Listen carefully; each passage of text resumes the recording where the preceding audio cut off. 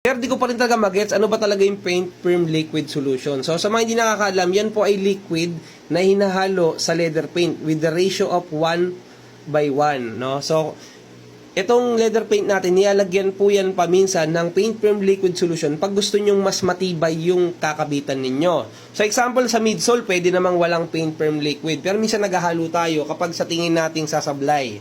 No? Ibig sabihin, parang luma na yung midsole niya at hindi na maganda yung texture niya, katulad po niyan.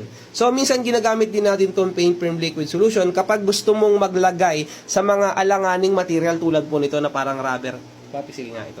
Yan, pisilin natin. Di ba? Para siyang rubber, para siyang matigas, na parang malambot, na flexible. So, yan, naglalagay tayo dyan para at least kung ma-bend or ma-stretch siya, is hindi po siya basta-basta magbabakbak. Minsan naglalagay din tayo pag gusto natin lagyan yung mga plastic surface material. Tulad po nito, plastic, lalagyan po natin yung paint firm solution para hindi po magbakbak agad-agad or hindi siya matanggal. Mas matindi yung kapit niya. Yan, yung pinaka-right term.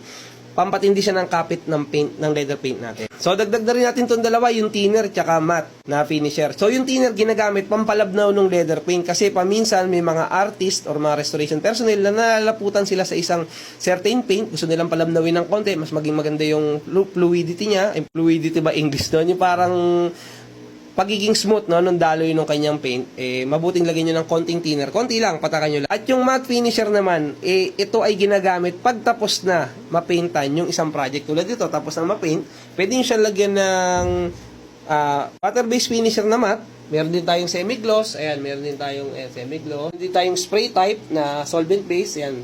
Bahala po kayong mamili kung anong gusto niyo. Para saan po si water-based finisher? Pampatibay po ng paint na nasa kakapit doon sa sapatos kasi siya po yung parang lumalabas sa top coat mo sa project mo.